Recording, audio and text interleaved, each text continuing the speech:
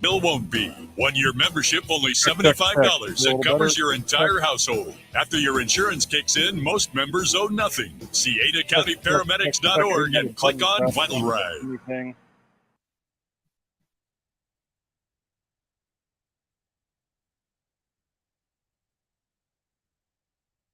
When it comes to concrete, we've got you covered. RowPaint.com offers custom concrete coating services for your garage, business, warehouse, and more. And we do it in one day. We are your complete concrete coatings solution.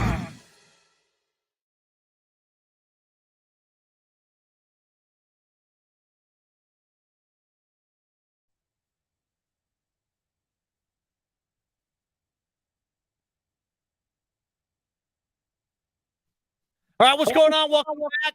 Idaho Sports Talk. This is hour number 2.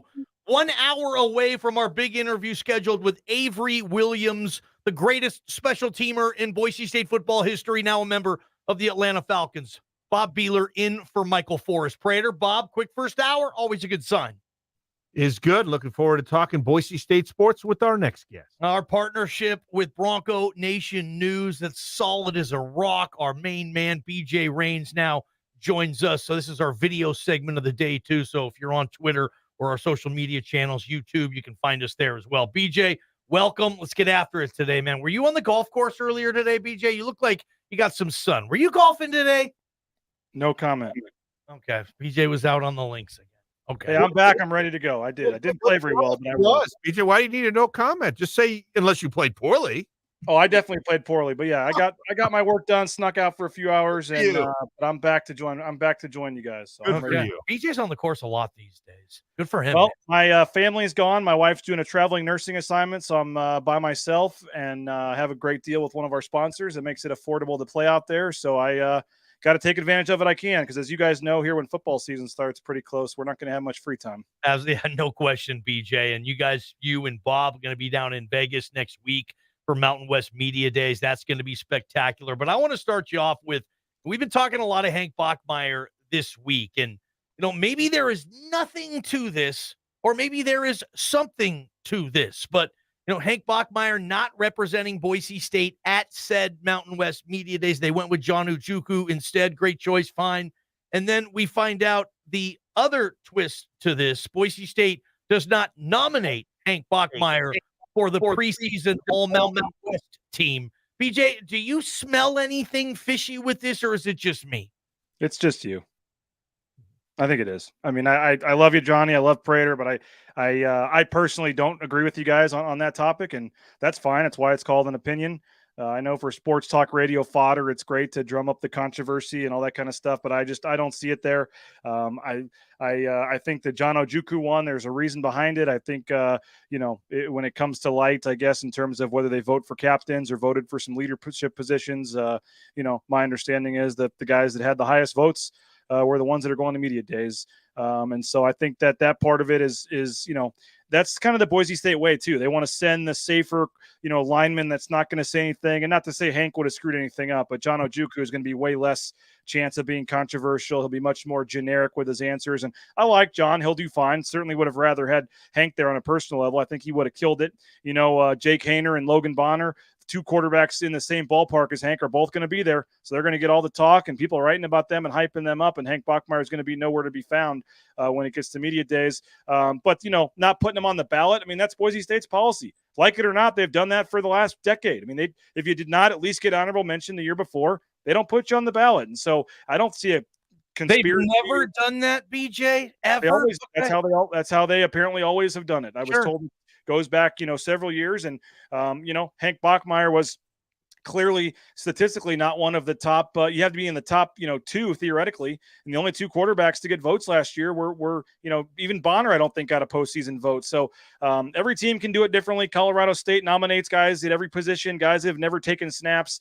Boise State's policy is they don't nominate you unless you at least got honorable mention all of last year. And Hank Bachmeier did not at least get honorable mention last year. So you can say the policy stinks. You can say you disagree with it, but to can loop that into some controversy about why Hank Bachmeier is not at media days and why he wasn't throwing at pro day and what's going on behind the scenes, I just personally don't think is fair or accurate. What about what about going back to BJ, the Mountain West thing and the all Mountain West team? Did they explain the policy to you at all? You obviously did some digging on this. Is there anything there? I mean, I think that's a weird policy. You have a 4-year starting quarterback coming back. I just, to me, or Andy Avalos it's a conscious decision not to put anything more on this guy's plate. They want him to have as smooth an offseason as possible. They want to limit all of the distractions because this is a monstrous season coming up.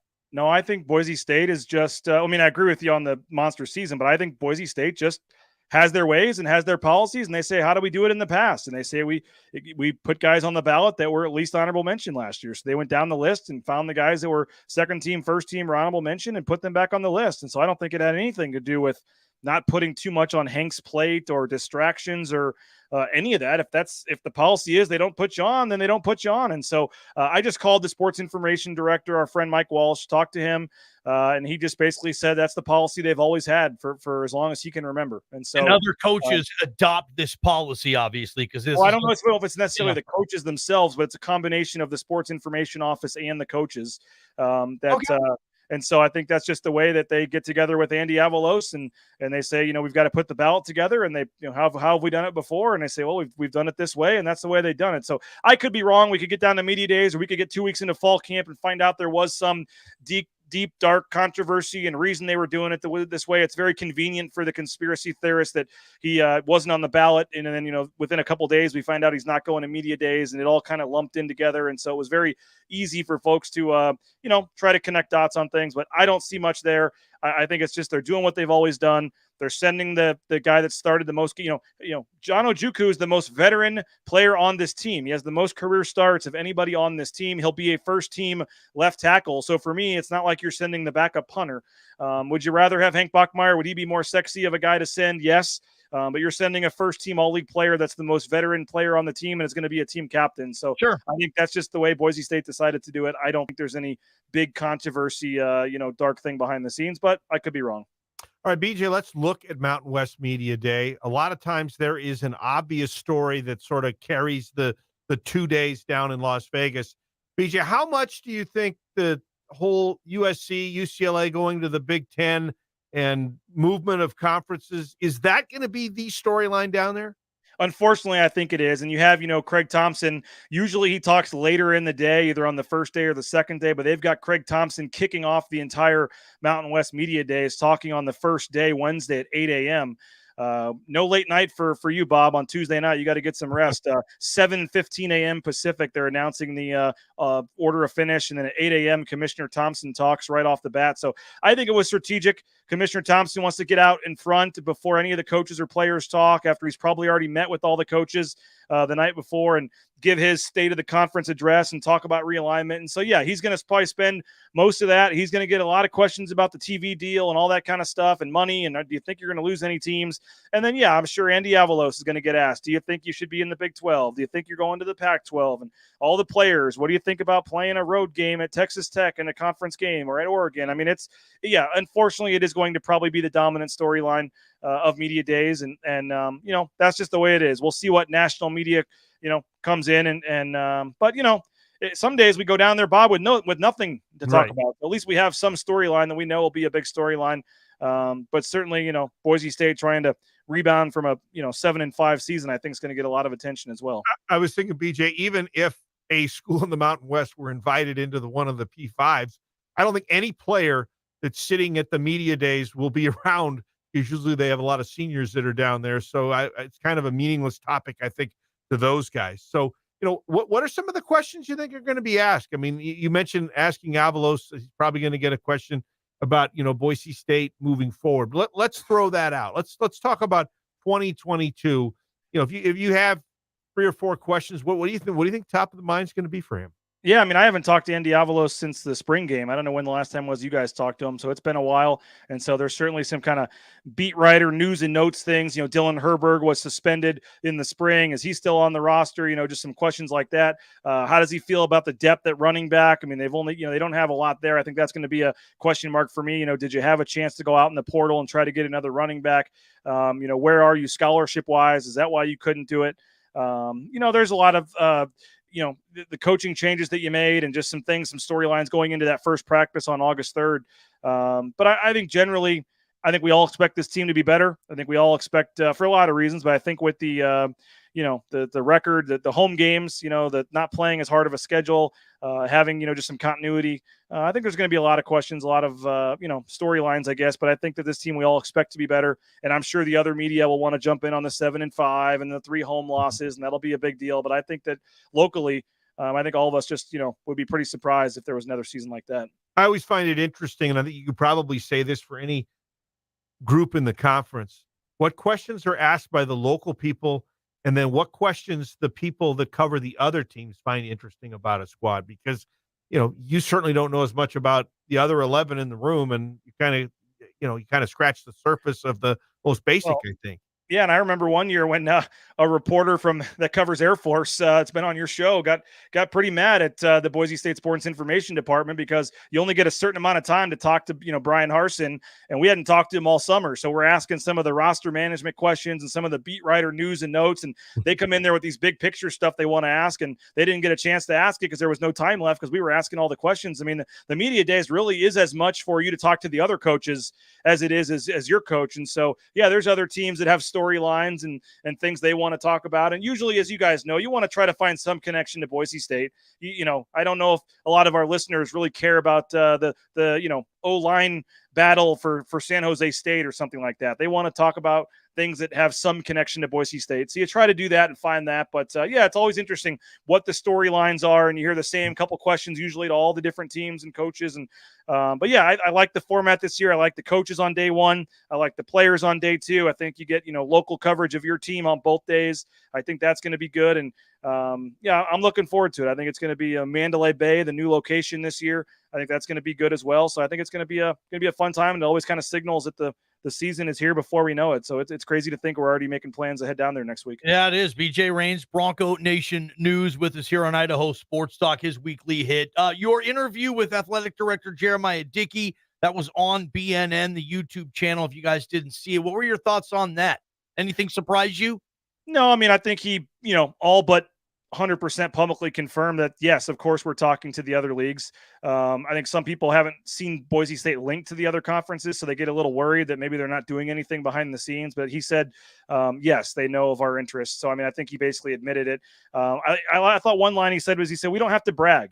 They don't have to or beg. They don't have to beg about why they should get into the Pac-12. And he, referenced some other schools copying them, which was a subtle shot, I think, at Fresno State, because they just announced basically the same thing as the Lyle Smith Society. Some of the graphics they're trying to put out.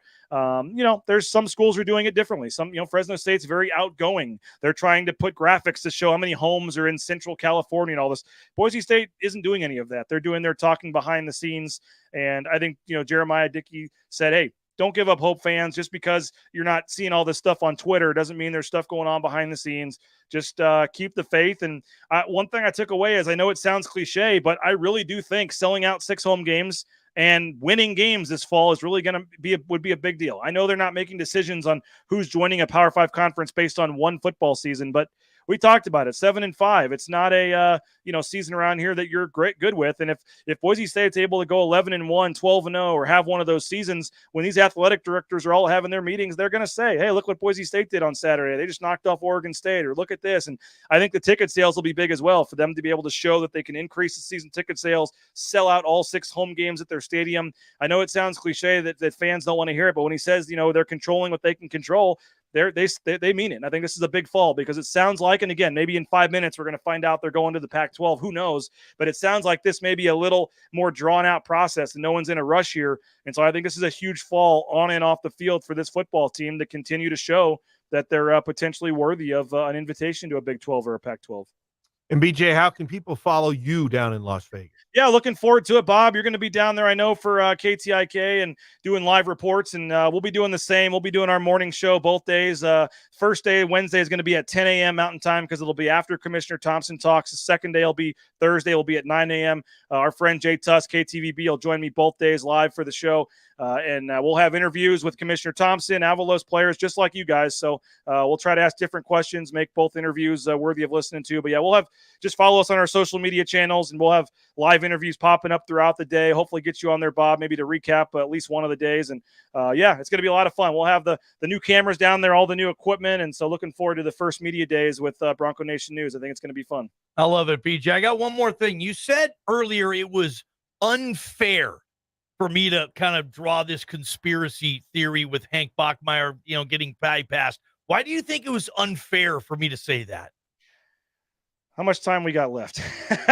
No, I mean, I maybe unfair is not the right word. I just Okay. We don't know. We don't know. We don't know. And I think jumping to conclusions, and honestly, I've seen the fans and some of the folks on social media take way bigger leaps than you guys did. And I get it. We don't know what's going on. And I get it. That's sports talk radio. That's the media, that's podcasting, to kind of just try to connect the dots. But I don't think Hank Bachmeier not throwing at Pro Day has anything to do with him not being on the all conference ballot. The trainers told him the night before they'd prefer he not throw. And I stand corrected on that part of it. You're right. That had nothing to do with that. That's a completely different thing. And I'm not trying to call you out. I love you, man. Like I said, we all have our opinions, and I'm not saying I'm right. I'm not necessarily saying you're wrong. I just personally am not going to make some of the connections that others have made on social media and stuff about connecting all the dots here. I think it strictly comes down to, John Ojukwu was the choice they wanted to make for that, and the fact that Hank Bachmeier wasn't honorable mention last year, so he doesn't make it on the ballot. So I think they love Hank Bachmeier. I think he has a chance to have a monster year this year. Definitely. The players love him. He has the locker room. I don't think there's any, behind the scenes controversy or we have to check to make sure he's still on the roster or is he suspended or anything like that. I think he's fired up for this season, and I think that the folks should be fired up for him. Oh, it's going to be a huge year for Hank. Hey, it needs to be, Bob. BJ, Yeah. I was just going to say, I think when it's all said and done, when you look at Matlock and you look at Ojukwu, Boise State's two representatives down there, both guys will be on the preseason team, I believe. Yeah, and they both have a chance to be team captains, and they're both I'm glad Scott Matlock's going. You could have made an argument for JL Skinner. Yes. Tyreek Jones as well would have been a good guy. But Matt, we've all talked to Scott Matlock, and again, he's a guy that has a chance to get drafted next year and is a big-time prospect. So I got no problem with Scott Matlock. And again, I don't have necessarily a problem with, John Ojukwu. I just think Hank Bachmeier probably deserved it as a 4-year starter, but I don't think there's any other ulterior motives. It's cool that there's two Idaho kids going down there, too. They're the only school, though, in the league that has two linemen going. I think Andy Avalos probably loves that, too. But, BJ, you're the best, man. Enjoy your weekend, and I think I'll talk to you on Monday. Sounds good. Appreciate it, guys. Take care. Good stuff. BJ reigns our partnership at Bronco Nation News here with KTIK. Good stuff every single Friday. The best throwback or alternate uniforms in sports. What are yours? Text us, 208-424-9300 on the Cloverdale Plumbing text line. Best and worst throwbacks or alternates. We want to have them. Bob's got his. I have mine. JP has his. And did you see those Boise Hawks Baconator commercials? I'm sorry, jerseys last night. Pretty funny there. Idaho Sports Talk continues. From the Beacon Plumbing